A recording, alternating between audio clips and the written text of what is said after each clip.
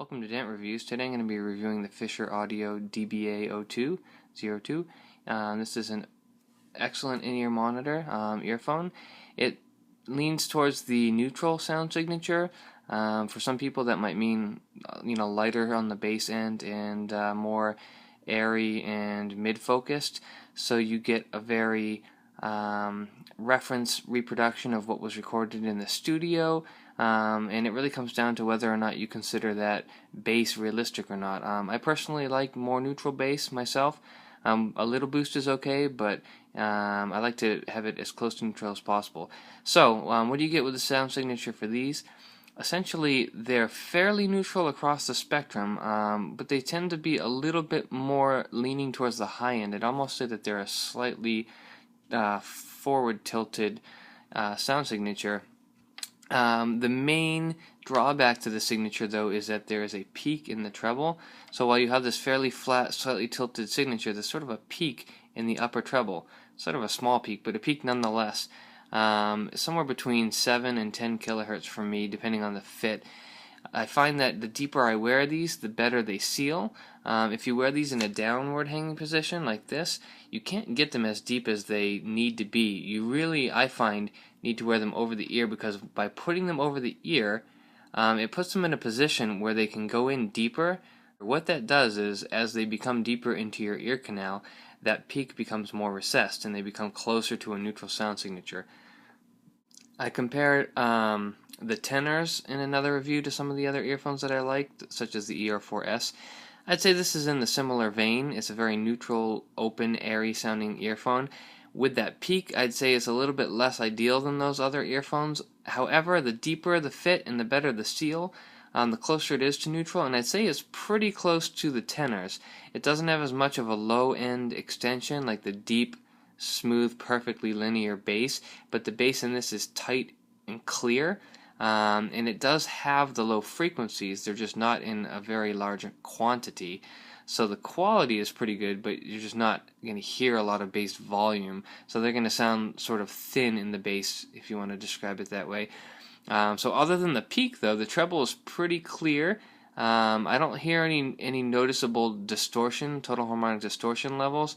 Everything sounds open and separated. They have a very, very good sense of dynamics, which is partly due to the peak and partly due to the earphone itself, I believe. So things have a very sharp, snappy attack, drum, snares, things like that. So if you like to hear dynamic, crisp treble that sort of stands out in your face, I think these do a really good job. If you like a low, bassy, soft, deep end, this isn't going to do it. This isn't going to punch hard. It's not going to kick deep. It's not going to give you that thump and that oomph that you get with a nice bassy earphone. It's more designed for delivering more analytical clarity so that you can cut apart the sound and hear all the micro details. Almost more than neutral in that regard because of that slight peak I mentioned. But if you can get these deep, and you don't mind wearing them deep, I think they're a fairly neutral signature. If you're going to wear them downward, I think that peak becomes a little bit more noticeable, and in my opinion, they become a lot less ideal.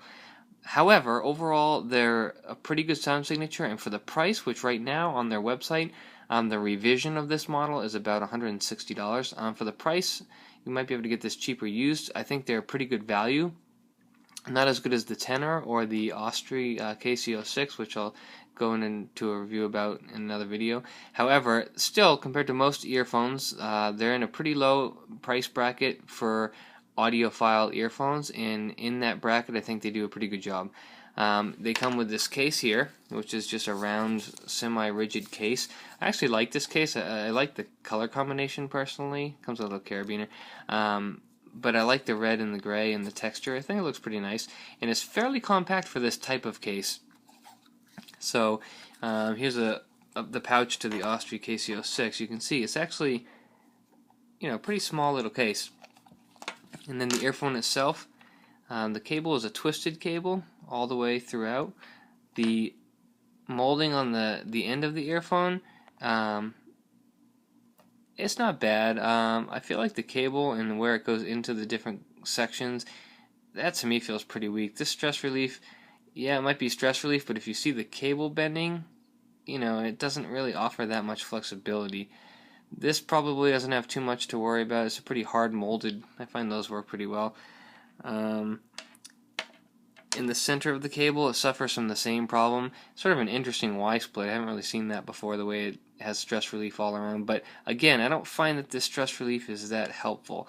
It's not that the stress relief itself is bad, but where the cable meets, it's a pretty thin cable, and there's not a lot of protection there. It may look like there is, but again, if I were to take this cable and bend it, that stress relief isn't really doing much. It's sort of just, you have to kind of pull it the right way, and I don't know, it's just not ideal. And then here, see, these cables are just going straight into this jack here, which again is a little bit of stress relief, and I think it looks better than it feels. I think this would probably not hold up well. As a matter of fact, I believe the reason they made the revision of the DBA-02, which is the MK2, I believe the revision was because of durability issues. I can't say for sure, but I'm guessing those durability issues that people complained about were mostly with the cable.